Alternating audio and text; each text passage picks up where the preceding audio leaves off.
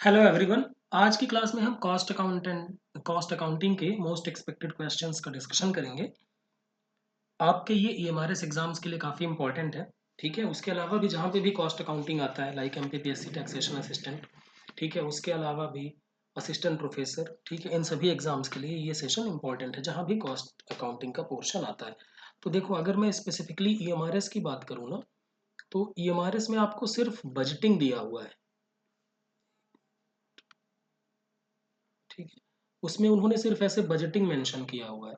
लेकिन जब आप एनवीएस ऑडिट असिस्टेंट जिसका सेम सिलेबस था, वहां पर जब आप क्वेश्चन देखेंगे तो उन्होंने आपसे मार्जिनल कॉस्टिंग भी पूछा हुआ है, ठीक है, और बेसिक भी पूछा हुआ है। तो आपने करना क्या है कि कॉस्ट अकाउंटिंग में आपको बेसिक ऑफ कॉस्ट अकाउंटिंग यानी nature of cost, cost accounting क्या है, कॉस्ट सेंटर क्या है ना, प्रॉफिट सेंटर किसे कहते हैं, ये पढ़ना है। कॉस्ट शीट पढ़ लेना है क्योंकि यहाँ से पूछा जा सकता है। उसके अलावा आपने मार्जिनल कॉस्टिंग पढ़ लेना है, मार्जिनल जिसमें पीवी रेशियो वगैरह आता है, एंड बजटिंग पढ़ लेना है। इतना बेसिक कर लेना है आपने, ठीक है। अब इस वीडियो में हम इन सभी चीज़ों को लेकर के चलेंगे और आपको रिवीजन कराने में हेल्प करेंगे, ठीक है। ये इंपॉर्टेंट है क्वेश्चन, इनके साथ में आप सिर्फ आंसर नहीं, साथ में बाकी चीज़ें जो बोली जाएंगी वो भी ध्यान से सुनते रह जाइएगा, आपको बहुत फायदा मिलेगा आपके एग्जाम में, ठीक है। चलिए, तो पहला क्वेश्चन है, which of these is not an objective of cost accounting. Cost accounting यानी लागत लेखांकन का इसमें से कौन सा उद्देश्य नहीं है। पहला है असर्टेनमेंट ऑफ कॉस्ट, दूसरा है डिटर्मिनेशन ऑफ सेलिंग प्राइस, तीसरा है cost control and cost reduction, चौथा है assisting share holders in decision making. तो ध्यान से पढ़ना है। देखो, कॉस्ट अकाउंटिंग के क्या क्या उद्देश्य होते हैं। कॉस्ट लागत का निर्धारण करना, सेलिंग प्राइस डिसाइड करना, cost control and cost reduction. देखो, कॉस्ट कंट्रोल होता है कि जब आप अपनी कॉस्ट अपने स्टैंडर्ड के हिसाब से रखना चाहें। जैसे मतलब मान लीजिए आपने 100 रुपये डिसाइड किया है कि मतलब एक काम को करने में 100 रुपये लगेंगे, ठीक है, तो उसको 100 रुपये तक ही लगाना, ये काम क्या है, कॉस्ट कंट्रोल है। मतलब आपके स्टैंडर्ड से ज़्यादा पैसा ना लगे, ठीक है, और ये टेम्परेरी नेचर का होता है, ठीक है। और कॉस्ट रिडक्शन होता है, ये परमानेंट नेचर का होता है। परमानेंट नेचर का मतलब कि जैसे मान लीजिए कि आपके पहले इलेक्ट्रिसिटी ज़्यादा लगती थी, आपने एक इफिशियंट मशीन खरीद ली जो कि इलेक्ट्रिसिटी कम कंज्यूम करती है। जैसे होता है ना एसी में 1 star, 2 star, 3 star, 4 star, 5 star. तो पहले आपके यहाँ 2 स्टार एसी थी, तो मान लीजिए कि आपके यहाँ पर 100 यूनिट एसी कंज्यूम करता था, सिर्फ एसी की बात कर रहा हूँ। अब आपने 5 स्टार एसी ले ली, तो वो हो सकता है कि अभी 50 यूनिट ही कंज्यूम कर रहा हो। तो ये क्या है, cost reduction. Cost reduction permanent nature का होगा। आखिरी है असिस्टिंग शेयर होल्डर्स। देखो, कॉस्ट अकाउंटिंग शेयर होल्डर्स के लिए नहीं किया जाता और ये शेयर होल्डर्स की मदद नहीं करता डिसीजन मेकिंग में, ठीक है। तो ये हो गया गलत, और इसीलिए पूछा क्या है, नॉट एन ऑब्जेक्टिव, कौन सा उद्देश्य नहीं है, तो ऑप्शन नंबर डी हो जाएगा सही जवाब, ठीक है। चलिए अगले क्वेश्चन की तरफ रुक करते हैं। Conversion cost includes cost of converting dash dash into dash dash. रूपांतरण लागत किसमें से शामिल है। तो देखो भाई, कन्वर्जन कॉस्ट आपके पास क्या आता है, रॉ मटेरियल, ठीक है। रॉ मटेरियल से आप क्या करते हैं, बनाते हैं फिनिश गुड्स, ठीक है। रॉ मटेरियल से आप क्या बनाते हैं, फिनिश गुड्स, और ये बीच में क्या होता है, वर्क इन प्रोग्रेस रहता है। तो आपका उद्देश्य क्या होता है, रॉ मटेरियल से फिनिश गुड्स कन्वर्ट करना, और बीच में क्या है, प्रगतिशील कार्य होता है, वर्क इन प्रोग्रेस। तो आप करते क्या है, पहली चीज रॉ मटेरियल को फिनिश गुड्स में कन्वर्ट करते हैं, और तो जो बीच में ये कॉस्ट आती है ना, ये वाली कॉस्ट, रॉ मटेरियल से फिनिश गुड्स को कन्वर्ट करने वाली कॉस्ट, इसको बोलते हैं कन्वर्जन कॉस्ट, यानी रूपांतरण लागत, ठीक है। और अगर आपसे कोई पूछे कन्वर्जन कॉस्ट का मतलब क्या होता है, तो डायरेक्ट लेबर प्लस फैक्ट्री या फिर मैन्युफैक्चरिंग ओवरहेड, ठीक है। ये दो चीजें आती हैं, direct labour, factory plus manufacturing overhead, ठीक है। ये चीजें आएंगी आपका कन्वर्जन कॉस्ट में, ठीक है। आगे चलते हैं। फिक्स्ड कॉस्ट इज देखो, दो चीजें हैं, एक समझो, एक आपने सुना होगा वेरिएबल कॉस्ट। अगर हम बिहेवियर के बेसिस पर बात करें, एक होता है आपका फिक्स्ड कॉस्ट, एक होता है आपका सेमी वेरिएबल। ठीक है, वेरिएबल क्या होता है, वेरिएबल का नेचर ऐसा होता है, यहां पर अगर मैं लिखूं प्रोडक्शन और यहां पर लिखूं मैं वेरिएबल कॉस्ट, तो अगर प्रोडक्शन जीरो होगा तो वेरिएबल कॉस्ट भी क्या होगा, जीरो होगा। जैसे जैसे आपका प्रोडक्शन बढ़ता जाएगा वैसे वैसे वेरिएबल कॉस्ट भी आपका बढ़ता चला जाएगा। ठीक है, टोटल में बात कर रहा हूं। ठीक है, टोटल में जैसे जैसे आपका टोटल प्रोडक्शन बढ़ेगा वैसे वैसे आपका टोटल वेरिएबल कॉस्ट भी बढ़ता चला जाएगा। ठीक है, फिक्स्ड कॉस्ट की बात करते हैं, ये टोटल में ही, यहां पर हम लिखते हैं प्रोडक्शन और यहां पर हम लिखते हैं फिक्स्ड कॉस्ट। देखो फिक्स्ड कॉस्ट का नाम क्या है, फिक्स्ड, ये परमानेंट है, ये फिक्स्ड है। चाहे आप प्रोडक्शन जीरो करें तो भी ये उतना ही लगेगा और चाहे आप ज्यादा प्रोडक्शन करें तो भी लगेगा। जैसे वेरिएबल कॉस्ट की बात करें तो डायरेक्ट मटेरियल, आप जितना ज्यादा प्रोडक्शन करेंगे उतना ज्यादा आपको मटेरियल लगेगा। लेकिन फैक्ट्री का रेंट आप जीरो प्रोडक्शन करेंगे तो भी उतना लगेगा, 1,000 10,000 50,000 यूनिट बनाएंगे तो भी उतना लगेगा। सेमी वेरिएबल क्या होता है, सेमी वेरिएबल कॉस्ट ऐसी कॉस्ट होती है जो थोड़ी सी तो फिक्स्ड रहती है लेकिन उसके बाद वेरिएबल हो जाती है। लाइक इतना तो फिक्स्ड है और उसके बाद वेरिएबल। वैसे अगर आप बात करें ना, पहले इलेक्ट्रिसिटी, इलेक्ट्रिसिटी में एक फिक्स चार्ज लगता है, मान लीजिए 100 रुपए उन्होंने बोला फिक्स चार्ज, ये आपको लगेगा ही। अब उसके बाद आप जितना कंज्यूम करेंगे ये कॉस्ट बढ़ती चली जाएगी। ठीक है, इसको बोलते हैं सेमी वेरिएबल। तो ध्यान रखना फिक्स्ड कॉस्ट जो होता है, अब मान लो आपका फिक्स्ड कॉस्ट है, एग्जाम्पल के तौर पर, तो फिक्स्ड कॉस्ट है मान लो 1,00,000 रुपए। ठीक है, और आपने प्रोडक्शन किया 1 यूनिट का, तो पर यूनिट कितना होगा, 1,00,000 रुपए। आपने प्रोडक्शन बढ़ा के किया 1,000 यूनिट का, सॉरी 10,000 का किया, तो ये कितना हो जाएगा, 10 रुपए।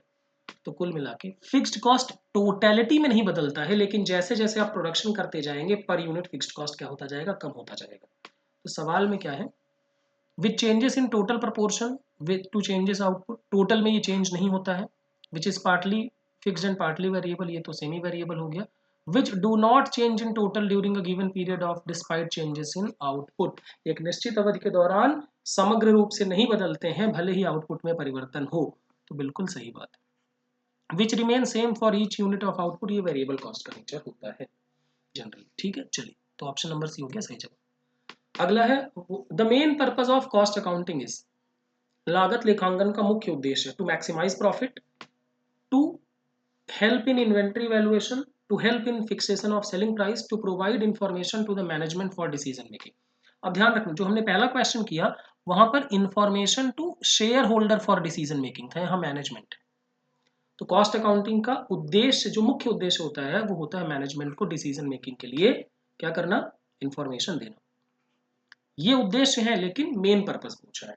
जैसे सेलिंग प्राइस, आप पहले कॉस्ट डिसाइड करते हैं, कॉस्ट में आप क्या करते हैं, प्रॉफिट जोड़ करके सेलिंग प्राइस डिसाइड करते हैं। ठीक है, तो कितना प्रॉफिट जोड़ना है ये डिसीजन कौन लेगा, मैनेजमेंट लेगा।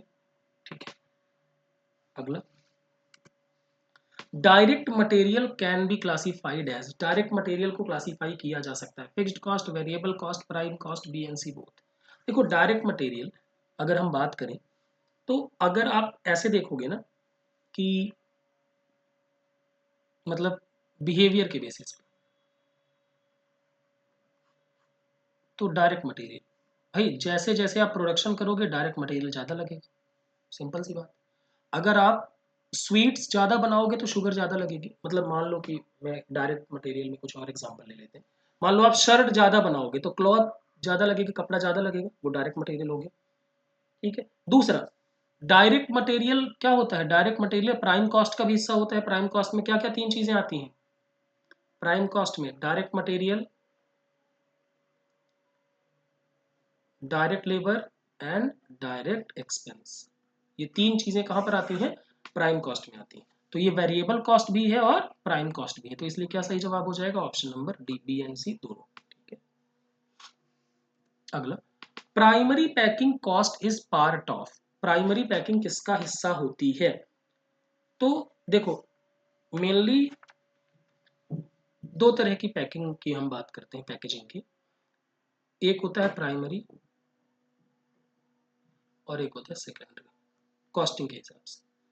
प्राइमरी, देखो प्राइमरी वो पैकेजिंग होता है जो प्रोडक्ट को के साथ अटैच्ड होता है।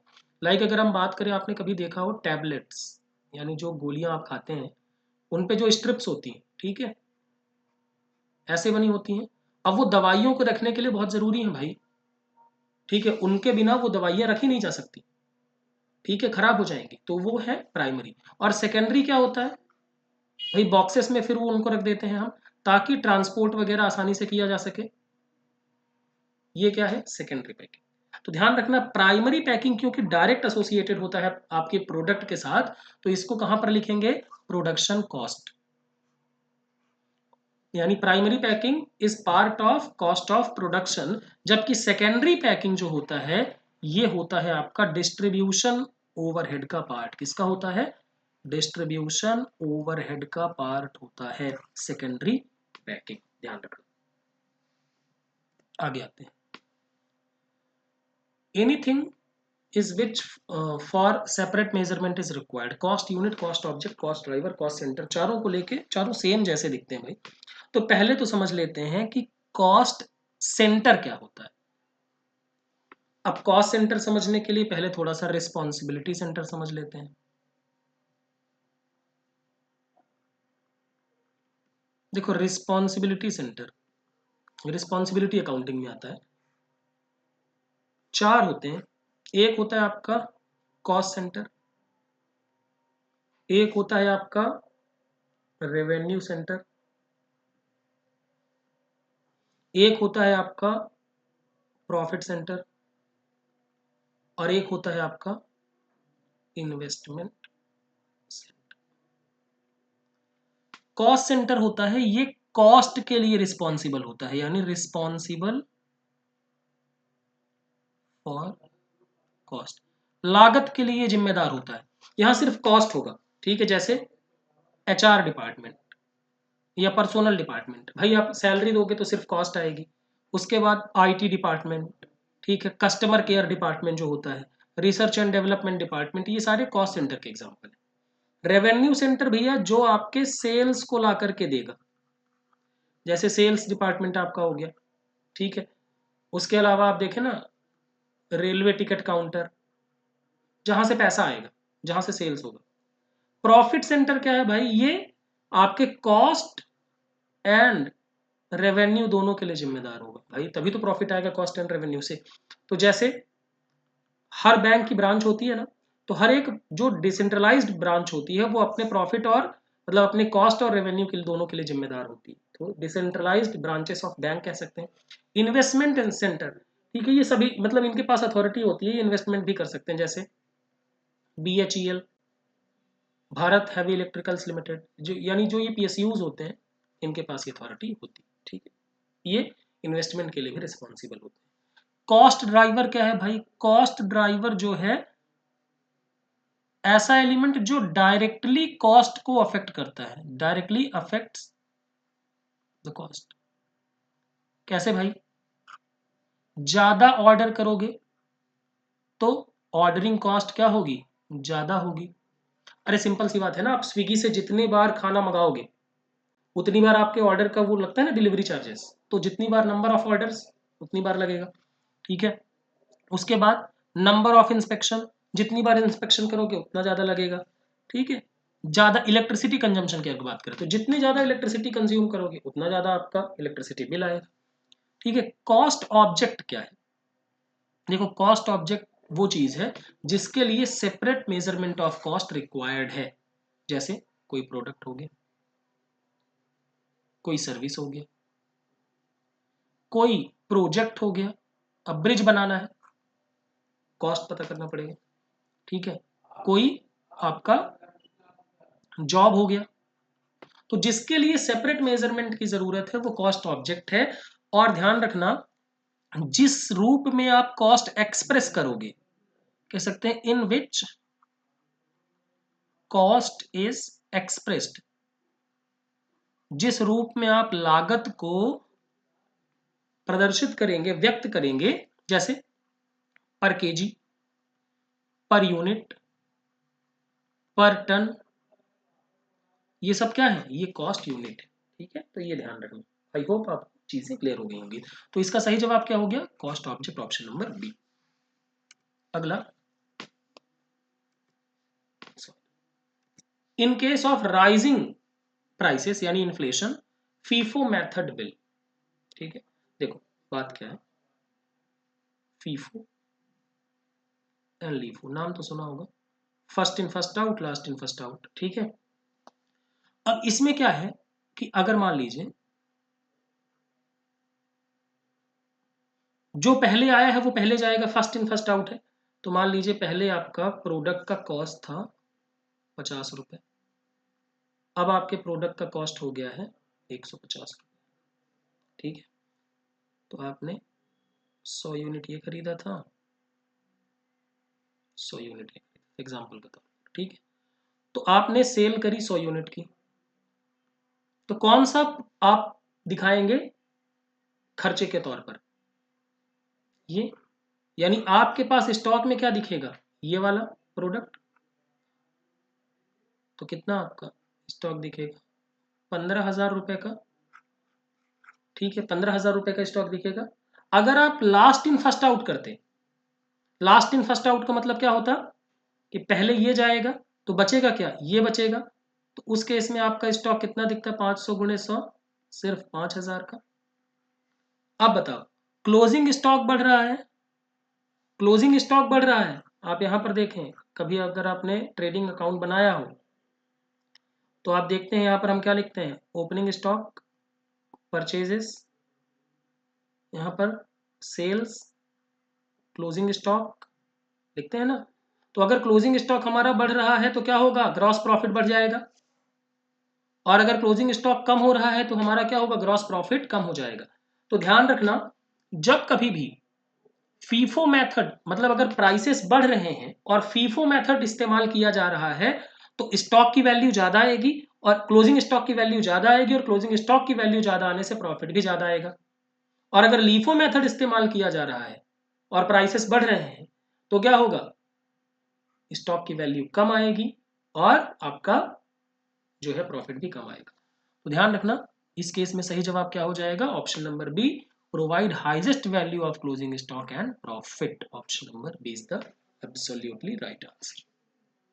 अगला, in make or buy decision it is profitable to buy from outside only when supplier's price is below the firm's own. देखो सिंपल सी बात, मेक और बाई डिसीजन, मान लीजिए कि आपका फिक्स्ड कॉस्ट है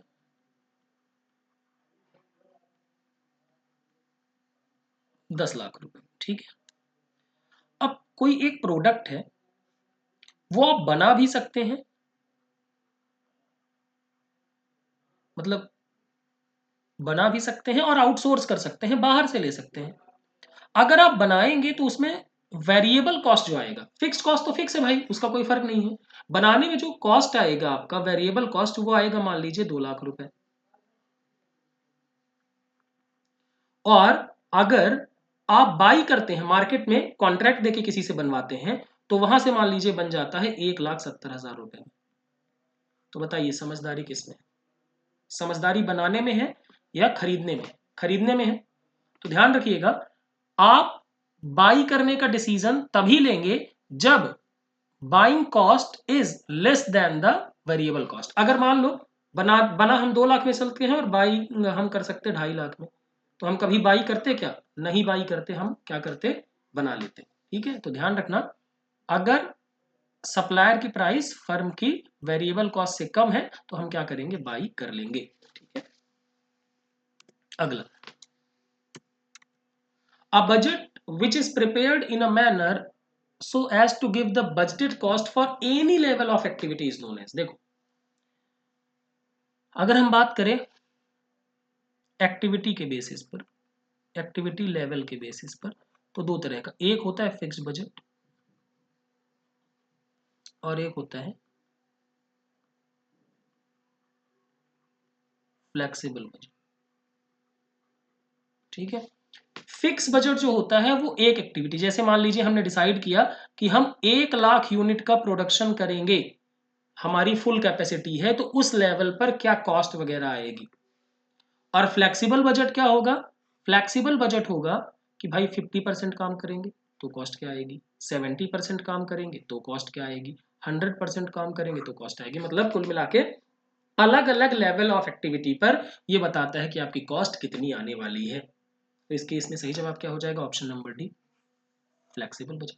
फंक्शनल बजट काम के बेसिस पर, सेल्स का अलग बजट, प्रोडक्शन का अलग बजट, मार्केटिंग का अलग बजट, इस तरीके से लेबर का अलग अलग बजट। ये जीरो बेस बजट क्या होता है, जहां पर आपको हर बार नए से शुरुआत करनी पड़ती है। नए से शुरुआत मतलब एक साल का बजट बनाया, खत्म, अगली बार से आपको इस पुराने बजट के बेसिस पर एलोकेशन नहीं मिलेगा, आपको नया बजट तैयार करना पड़ेगा शुरुआत से।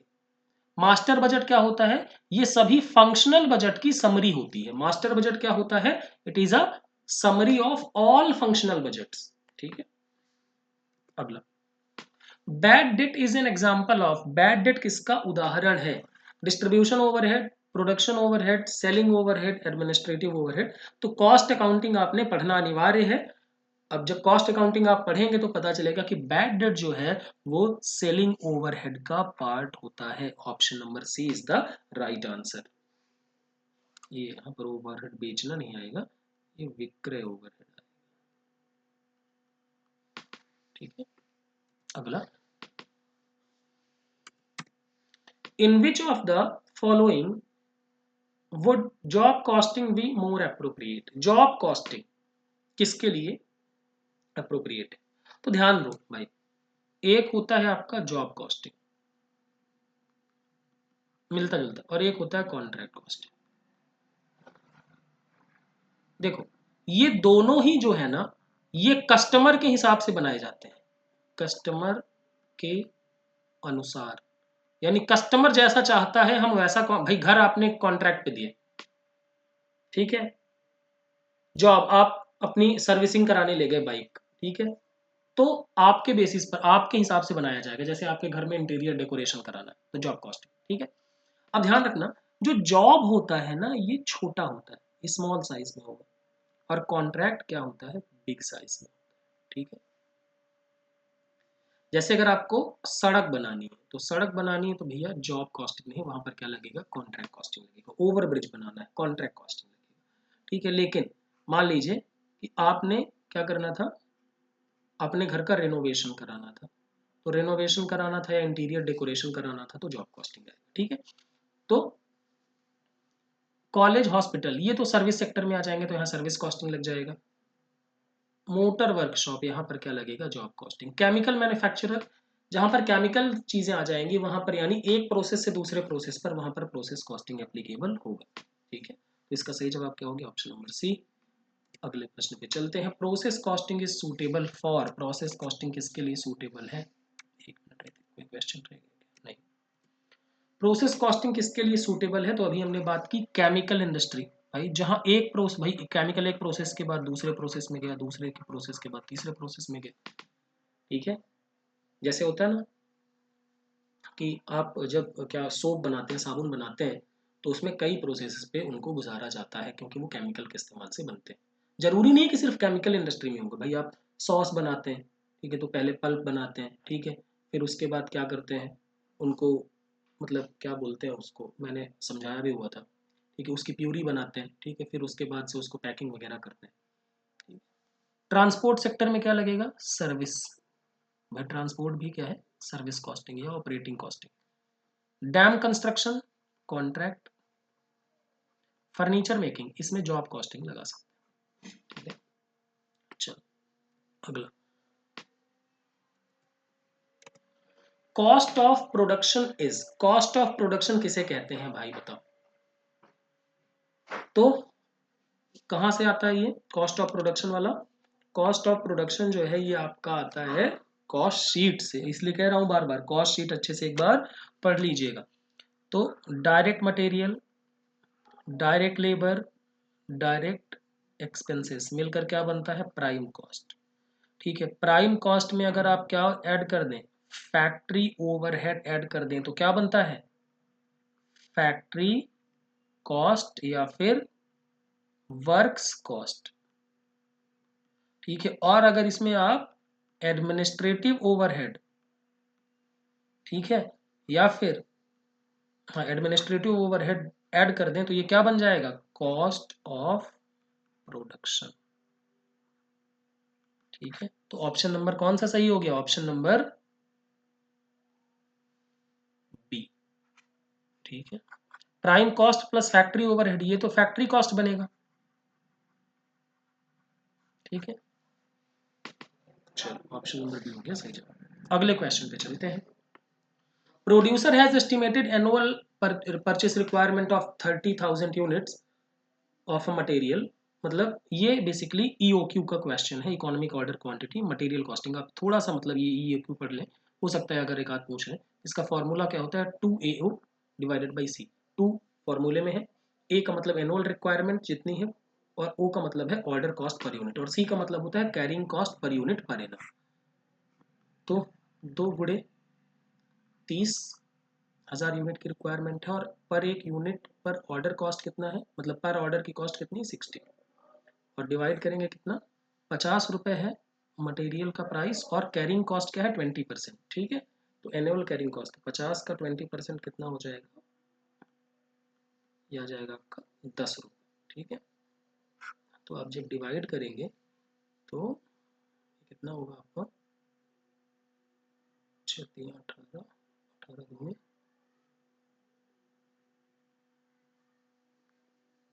36 है ना, और 5 जीरो, तो ये 1 जीरो कट जाएगा। ये जब आप अंडर रूट सॉल्व करेंगे तो ये आ जाएगा आपका 600 यूनिट्स। भाई अब 3600 है ना, तो अब इसमें तो ये 4 का टेबल पढ़ के तो हो नहीं सकता, तो ये मोस्ट अप्रोप्रिएट हो जाएगा। कैलकुलेटर तो रहेगा नहीं आपके पास, अगर वहाँ साइंटिफिक होता है तो देख लीजिएगा, मतलब अगर उस पर आपको सिस्टम पे मिलता है तो। अगला, warehouse expense is an example of, warehouse expense किसका उदाहरण है, बताएं जरा। तो वेयर हाउस एक्सपेंस भाई ये जो है ये एग्जाम्पल है किसका, डिस्ट्रीब्यूशन ओवरहेड का। क्योंकि भाई आप वेयर हाउस से ही क्या करते हैं, चीज़ों को डिस्ट्रीब्यूट करते हैं, मतलब प्रोडक्शन के बाद आप चीज़ों को कहाँ रखते हैं, वेयर हाउस में रखते हैं। ठीक है, a budgeting process which demands each manager to justify his entire budget in detail from beginning। अभी हमने बात की थी, सारे बजट को शुरू के साथ आपको जस्टिफाई करना पड़ेगा, तो वो कौन सा बजट कहलाएगा, वो बजट कहलाएगा जीरो बेस बजट। ठीक है, शून्य आधार बजट। ठीक, अगला प्रश्न, dash dash is the first step of budgetary system and all other budgets depends on it. बताएं, बजटरी सिस्टम का पहला स्टेप कौन सा है। तो बजटरी सिस्टम में ना सबसे पहले देखो, सबसे पहले एक चीज डिसाइड की जाती है जिसको बोलते हैं लिमिटिंग फैक्टर। लिमिटिंग फैक्टर या की फैक्टर, मतलब जैसे मान लो कि आपके पास मशीन की कैपेसिटी है 1 लाख यूनिट। ठीक है, तो ये आपका लिमिटिंग फैक्टर है, आप इससे ज्यादा प्रोडक्शन नहीं कर सकते, मशीन रोक देगी आपको। ठीक है, दूसरा, आपके पास मान लीजिए लेबर की सप्लाई फिक्स है भाई, उससे ज्यादा आप लेबर नहीं ले सकते, तो ये क्या हो गया, लिमिटिंग फैक्टर। भाई जो रॉ मटेरियल, अब जैसे आप देख रहे होंगे ना, कई बार इंडिया में कार्स के लिए ना बहुत ज्यादा वेटिंग होती है, 6 मंथ्स की वेटिंग चल रही होती है। तो आप उनसे रीजन पूछेंगे ना, तो वो बोलेंगे कि वो जो कार में चिप लगती थी ना, उसका मटेरियल जो आता था वो चाइना से आता था। ठीक है, अब चाइना, क्योंकि कोविड की वजह से चाइना से मटेरियल आया नहीं, अब चाइना से मटेरियल आया बाद में, तो वेटिंग बढ़ गई। तो जो ये रॉ मटेरियल अगर हम किसी फॉरेन कंट्री से मंगाते हैं और वो रॉ मटेरियल हमारे पास लिमिटेड है, तो वो हमारे लिए क्या हो जाएगा, लिमिटिंग फैक्टर। लिमिटिंग फैक्टर का मतलब क्या है कि हमारी एक्टिविटी को वो रोक सकता है, उससे ज्यादा हम उस एक्टिविटी को परफॉर्म नहीं कर सकते हैं, है ना।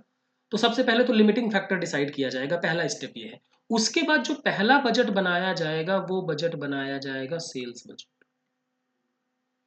कि हमें कितना विक्रय करना है, कितना बेचना है, और उस सेल्स बजट के बेसिस पर ही हम फिर क्या बनाएंगे, प्रोडक्शन बजट, परचेस बजट, जमाने भर के बजट बनाएंगे।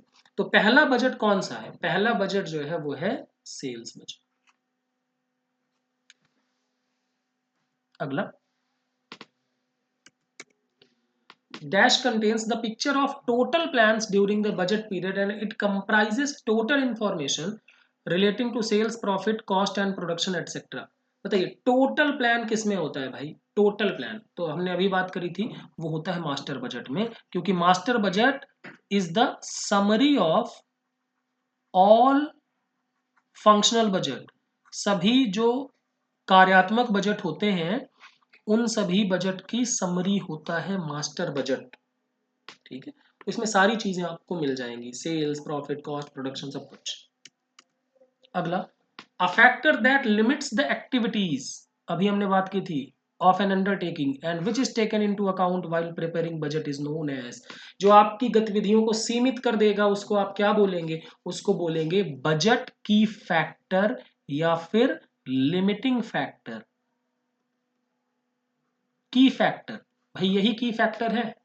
ठीक है, जैसे दिन में 24 घंटे होते हैं, आप कोई 48 घंटे का प्लान बनाए तो पॉसिबल नहीं। ठीक है, अगला, a document that sets out the responsibility of the persons engaged in the routine and the procedure forms and records required for budgetary control is called as, बताइए क्या बोलेंगे उन्हें। तो भाई इसको बोलते हैं ना, जिसमें सारी रिस्पॉन्सिबिलिटी वगैरह सब कुछ दिया जाता है, प्रोसीजर फॉर्म, रिकॉर्ड, सब कुछ, इसको बोलते हैं बजट मैनुअल। क्या बोलते हैं, बजट मैनुअल। ठीक है, आगे, while preparing cash budget, cash budget बना रहे हैं भाई, तो कैश बजट बना रहे हैं तो दो चीजें आएंगी, एक आपके पास कैश कितना है, दूसरा इनफ्लो और दूसरा आउटफ्लो, यही आएगा ना कैश बजट में। भाई पैसा कितना आया, पैसा कितना गया। तो अब कैश बजट में नॉन कैश आइटम आएंगे क्या, बताओ, नॉन कैश आइटम जैसे डेप्रिसिएशन नहीं आएगा। ठीक है, आपने किसी से उधार खरीदा, नहीं आएगा। आपने किसी को उधार बेचा, नहीं आएगा। ठीक है, आपने बोनस शेयर इशू किए, नहीं आएगा। ठीक है, तो ध्यान रखना कैश बजट में कौन सा आइटम इंक्लूड नहीं होगा। तो interest paid to debenture holder, debenture holder को इंटरेस्ट दिया, आएगा। सैलरी एंड वेजेस पेमेंट किया, ठीक है, आएगा। बोनस शेयर इशूड, भाई बोनस शेयर इशू करने के बदले पैसे तो मिलते नहीं। बोनस शेयर क्या होता है, जो हमारे एग्जिस्टिंग शेयर होल्डर्स हैं उनको हम फ्री में इशू करते हैं, वो बोनस शेयर हो गए। राइट शेयर क्या होता है, राइट शेयर में हम क्या करते हैं, अपने एग्जिस्टिंग शेयर होल्डर्स को ये अधिकार देते हैं कि हम जो नए शेयर देंगे उसमें आप चाहें तो पहले खरीद सकते हैं। इनकम टैक्स पेड, बिल्कुल, पैसा गया, कैश गया तो आएगा। तो इसका सही जवाब क्या होगा, ऑप्शन नंबर सी। अगला, which of the following statement are true और false. Direct material cost, cost of material which can be directly allocated to the cost center or cost object in an economically feasible way। तो direct material cost क्या होता है, जिसे हम directly allocate कर सकते हैं, जैसे शर्ट बना रहे हैं तो उसमें कपड़ा जो लगा है डायरेक्टली एलोकेट हो जाएगा। Labour cost, cost of wages of those workers who are readily identified and linked with the cost centre or cost object. ऐसे लेबर्स जो आपको पता है डायरेक्टली लगे हुए हैं। ठीक है, जैसे मान लीजिए कि आप एक बंदे से, आप मान लीजिए कि कोई काम करा रहे हैं, ठीक है, आपने अपनी सर्विसिंग के लिए दिया। ठीक है, आपका मान लीजिए सर्विसिंग सेंटर है, वहां पर एक बंदा आया, उसने एक गाड़ी पे काम किया, पूरे दिन काम किया, तो वो क्या हो गया, डायरेक्ट लेबर। डायरेक्ट एक्सपेंस क्या हो गया, जो डायरेक्ट मटेरियल और डायरेक्ट लेबर से अदर अलग है। जैसे मान लीजिए कोई आपके पास एक कॉन्ट्रैक्ट आया, उस कॉन्ट्रैक्ट को करने के लिए आपको एक मशीन की जरूरत थी, वो मशीन आपने किराए पर लिया। ठीक है, तो वो जो मशीन का किराया होगा वो आपका डायरेक्ट एक्सपेंस होगा। तो ये तीनों स्टेटमेंट क्या है, ट्रू है। ये एनवीएस में आई थिंक 2022 में आया था। ठीक है, चलिए अगला, if the sale is rupees 50,000 in 2021 and 2 lakh in 2022 and the loss is rupees 5,000 in 2021 and profit of rupees 25,000 in 2022, what will be the PV ratio. ठीक है, चलो भाई देखो, मैं थोड़ा सा बता देता हूँ पीवी रेशियो का। Sale price minus variable cost. तो क्या आता है? कंट्रीब्यूशन। ठीक है, मान लीजिए आपका 100 रुपये सेल प्राइस था और वेरिएबल कॉस्ट है आपका 60 रुपये, तो कंट्रीब्यूशन हो गया 40 रुपये। तो पीवी रेशियो का फॉर्मूला क्या होता है? प्रॉफिट वॉल्यूम रेशियो क्या होता है? Contribution divided by sales multiplied by 100। Contribution कितना है? 40 रुपये, सेल्स कितना था? 100 रुपये, और आपका मल्टीप्लाइड बाई 100 करेंगे तो पीवी रेशियो आ गया 40%। ठीक है, इससे आप वेरिएबल कॉस्ट रेशियो भी पता कर सकते हैं। तो वेरिएबल कॉस्ट रेशियो क्या होता है? 100 माइनस पीवी रेशियो। तो 100 माइनस 40% करेंगे तो ये कितना आ जाएगा? 60%। ठीक है,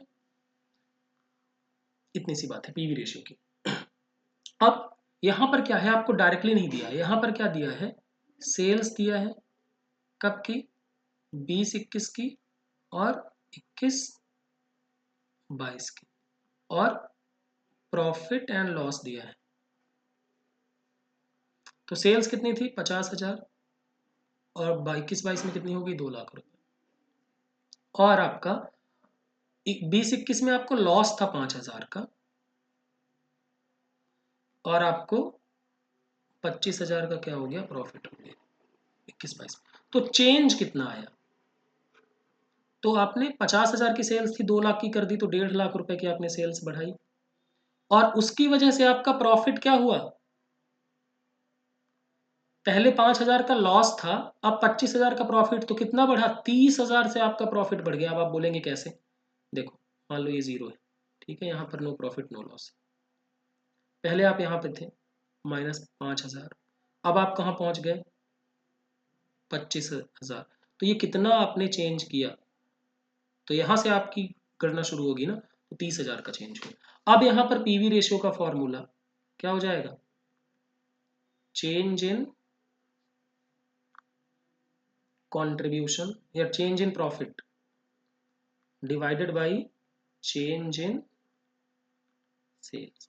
प्रॉफिट में कितना चेंज है? 30,000। सेल्स में कितना चेंज है? 1.5 लाख। अच्छा, 100 से गुणा भी कर देंगे तो ये कितना आ गया? 20%। ठीक है, तो option number B is the right answer. अगले क्वेश्चन पे चलते हैं। BP units break even point. ठीक है, ब्रेक इवन पॉइंट क्या है भाई? ब्रेक इवन पॉइंट क्या है? जहां पे आपको नो प्रॉफिट नो लॉस। इसका मतलब क्या है? अगर आप ब्रेक इवन पॉइंट पर sales equal to total cost, यहां पर आपका जो सेल्स होगा वो टोटल कॉस्ट के बराबर होगा, तभी तो ना तो प्रॉफिट होगा और ना ही कोई लॉस होगा। ठीक है, इस एग्जांपल में समझते हैं। पूछा क्या है? अच्छा, सबसे पहले सेलिंग प्राइस दिया है 5 रुपए, वेरिएबल कॉस्ट दिया है 2 रुपए, तो कंट्रीब्यूशन हो गया 3 रुपए का। अब अगर आपसे मैं पूछूं कि पीवी रेशियो कैलकुलेट करेंगे तो आप बिल्कुल कर लेंगे। PV ratio contribution divided by sales multiplied by 100। Contribution कितना है? 3 रुपए, सेल्स कितना था? 5 रुपए, डिवाइड करेंगे 100 से, तो कितना आ जाएगा? 60%। ठीक है, अब ब्रेक इवन पॉइंट का फॉर्मूला क्या होता है? ब्रेक इवन पॉइंट, ठीक है, इसका फॉर्मूला होता है fixed cost divided by PV ratio. ठीक है, अब फिक्स्ड कॉस्ट कितनी है हमारी? फिक्स्ड कॉस्ट क्वेश्चन में दिया है 7,50,000। पीवी रेशियो कितना है? 60%। तो कितना आएगा ये? अच्छा, 60 मल्टीप्लाइड बाई यहाँ पे 100 कर दोगे तो वैसे ये, और यहाँ पर ये हो जाएगा 6 कम 6, 6 दूनी 12, ये आ जाएगा 6 5 30।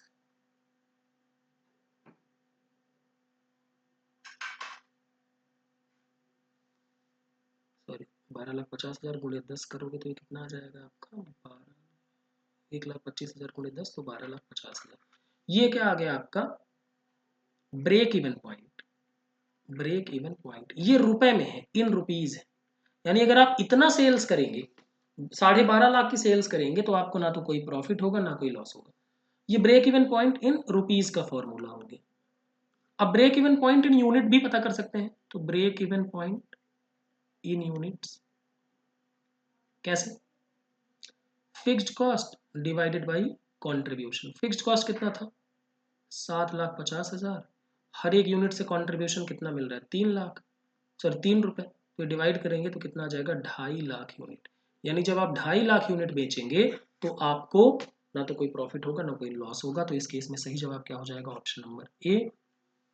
ठीक है, चलिए अगले प्रश्न की तरफ रुख करते हैं। Margin of safety. Margin of safety क्या है? देखो जरा, अगर मैं ये ऐसे चार्ट पे बनाऊं तो ये होगा आपका टोटल रेवेन्यू कर्व, ये होगा आपका टोटल कॉस्ट कर्व। ठीक है, ये जो पॉइंट जहां ये दोनों एक दूसरे को इंटरसेक्ट करेंगे इसको बोलेंगे ब्रेक इवन पॉइंट। क्या बोलेंगे? Break even point. यानी इस पॉइंट पर ना तो कोई फायदा होगा ना कोई लॉस होगा। ठीक है, अब इसके ऊपर की जो सेल्स है, ये वाली, ये जो सेल्स कहलाएगी ये कहलाएगी मार्जिन ऑफ सेफ्टी। क्या कहलाएगी? Margin of safety. ठीक है, आई बात समझ में? तो अगर नॉर्मली मैं बोलूं कि मार्जिन ऑफ सेफ्टी सेल्स अगर आपको पता करनी है इन रुपीज, तो आपको पता हो total sales minus break even sales, तो आपको पता चल जाएगा मार्जिन ऑफ सेफ्टी सेल्स। ठीक बात है, तो चलिए, तो क्वेश्चन में क्या दिया है? फिक्स्ड कॉस्ट दिया है, सेल्स दिया है, पीवी रेशियो दिया है। ठीक है, पीवी रेशियो कैलकुलेट करके दे दिया। तो आप सबसे पहले क्या कर सकते हैं? ब्रेक इवन पॉइंट का सेल्स पता कर सकते हैं रुपीज में। तो क्या फॉर्मूला होगा? Fixed cost divided by PV ratio multiplied by 100। Fixed cost कितना है? 2 लाख रुपए। पीवी रेशियो कितना है? 40 गुणे 100, तो ये कितना हो जाएगा?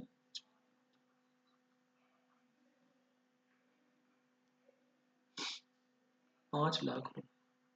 ये क्या हो गया? ब्रेक इवन पॉइंट हो गया 5 लाख रुपए। तो अब मार्जिन ऑफ सेफ्टी पता कर सकते हैं भाई, 10 लाख की सेल है, 5 लाख रुपए ब्रेक इवन पॉइंट, तो 5 लाख रुपए की हमारी मार्जिन ऑफ सेफ्टी। ठीक है, अब अगर इसी में आपसे पूछ ले प्रॉफिट कितना है, अब अगर इसी क्वेश्चन में आपसे पूछ ले कि प्रॉफिट कितना है, तो ध्यान रखना profit equal to margin of safety into PV ratio. तो 5 लाख मल्टीप्लाइड बाई 40%, यानी 2 लाख रुपए आपका प्रॉफिट हो जाएगा। ठीक है, 2 लाख रुपए क्या हो जाएगा? आपका प्रॉफिट हो जाएगा। अगला, PV ratio will increase if. PV ratio बढ़ जाएगा अगर, तो देखो तीन, सेल्स माइनस वेरिएबल कॉस्ट, ये होता है कंट्रीब्यूशन। और पीवी रेशियो का फॉर्मूला क्या होता है? Sales, sorry contribution divided by sales multiplied by 100, यही होता है ना। अब अगर आपको पीवी रेशियो में चेंज करना है, मतलब पीवी रेशियो बढ़ाना है, तो क्या होगा? पीवी रेशियो बढ़ाना है तो या तो आपका सेल प्राइस बढ़ जाए या फिर वेरिएबल कॉस्ट कम हो जाए। सिंपल सी बात है ना, मान लो सेल 100 रुपए था और वेरिएबल कॉस्ट था 50 रुपए, तो कॉन्ट्रीब्यूशन कितना आएगा? 50 रुपए, और पीवी रेशियो भी 50% होगा। अब सेल्स अगर आपका बढ़ जाए, कितना है? 120 रुपए हो जाए, और वेरिएबल कॉस्ट कितना है? ये चलो 150 रुपए हो जाए, और वेरिएबल कॉस्ट 50 है, तो कॉन्ट्रीब्यूशन कितना होगा? 100। अब ये कितना आ जाएगा? 66.67%।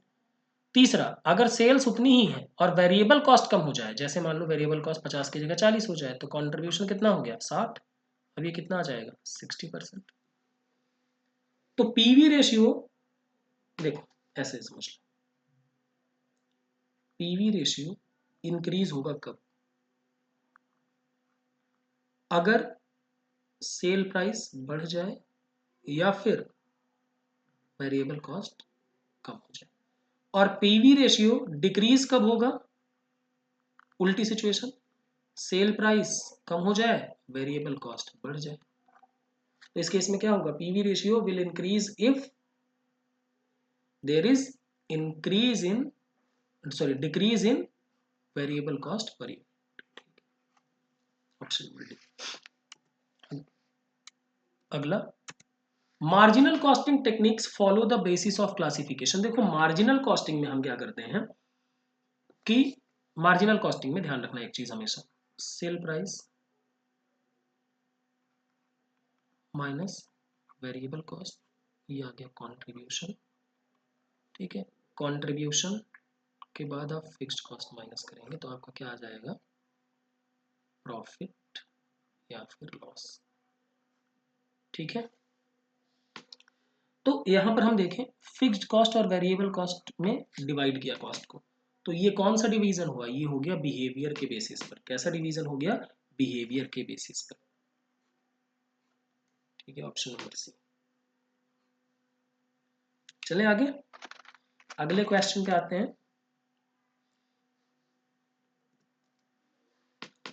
ABC sports material manufacturing company budgeted the following data for coming year, sales 1 lakh unit, 1 lakh रुपए में, variable cost 40,000, fixed cost 50,000, find out PV ratio, break even point and margin of safety. तो देखो सेल्स 1 लाख यूनिट 1 लाख रुपए में भी है, तो sale price कितना हुआ, 1 रुपए पर यूनिट, अगर हम पर यूनिट की बात करें तो। वेरिएबल कॉस्ट कितना होगा, 40,000 है और 1 लाख यूनिट सेल्स कर रहे हैं, तो वेरिएबल कॉस्ट पर यूनिट कितनी होगी, 0.4। तो कंट्रीब्यूशन कितना होगा आपका 0.6, तो पीवी रेशियो कितना आएगा, 0.6 डिवाइडेड बाई 1 इंटू 100, तो 60% आ गया आपका पीवी रेशियो, ठीक है। पीवी रेशियो आ गया तो ब्रेक इवन पॉइंट आप कैलकुलेट कर लेंगे। ब्रेक इवन पॉइंट कैसे आएगा, ब्रेक इवन पॉइंट का फॉर्मूला क्या हुआ, fixed cost divided by PV ratio into 100। Fixed cost कितनी है आपकी 50,000, पीवी रेशियो 60 मल्टीप्लाइड बाई 100, तो ये आपका आ जाएगा 80, एक जीरो से जीरो कट जाएगा तो ये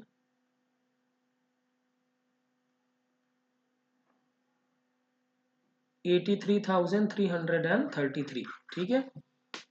अब ब्रेक इवन पॉइंट कितना आ गया 83,333 रुपए, तो आप मार्जिन ऑफ सेफ्टी कैलकुलेट कर सकते हैं कैसे, total sales divided by break even sales, कितना था टोटल सेल्स 1 लाख रुपए का था, मार्जिन ब्रेक इवन सेल्स कितना है 83,333 रुपए का, तो आपका मार्जिन ऑफ सेफ्टी सेल्स कितना होगा 16,667 रुपए। तो इस केस में B option will be the right answer, ठीक है।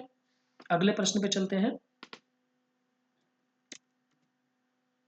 Total cost which is incurred even when the business unit is closed, ऐसी cost, the cost which is incurred even the business when the business unit is closed, business unit बंद होने पर भी जो cost लगती है उसको कौन सी कॉस्ट कहते हैं, तो उसको बोलते हैं शट डाउन कॉस्ट। क्या बोलते हैं, शट डाउन कॉस्ट। बिजनेस बंद है तो भी ये इनकर होगी, उसको आप अवॉइड नहीं कर सकते।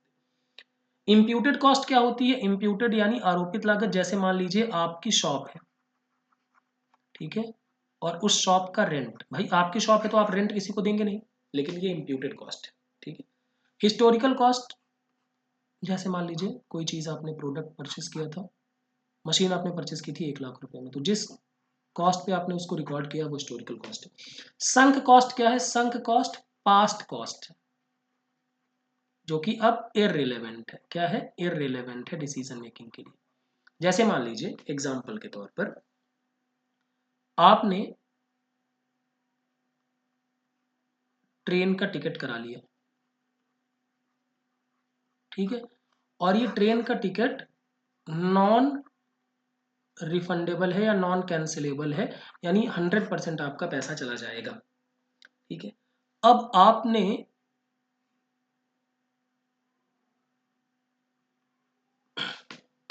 ये नॉन रिफंडेबल है, ठीक है। अब आपने यात्रा करनी है कि मैं फ्लाइट ए से जाऊं कि फ्लाइट बी से, आपने डिसाइड किया कि फ्लाइट से जाना है, ठीक है। अब फ्लाइट ए से जाना है, इंडिगो से जाना है या एयर इंडिया से जाना है, ये डिसाइड करना है, तो बताओ ये ट्रेन का टिकट क्या हुआ, इररिलेवेंट हुआ, ठीक है। क्यों, क्योंकि ये पास्ट कॉस्ट है और ये इररिलेवेंट हो चुका है। ये बहुत हल्का सा एग्जांपल लिया मैंने, ठीक है। तो यहाँ पर क्या हो गया, ऑप्शन नंबर डी सही जवाब हो जाएगा इस क्वेश्चन का। तो ये हमने 30 क्वेश्चंस रखे जिनमें हमने चीज़ों को समझने की कोशिश की। आई होप आपको चीज़ें समझ में आई होंगी। इसके अलावा भी आपको और भी क्लासेस प्रोवाइड की जाएंगी। Thank you so much everyone.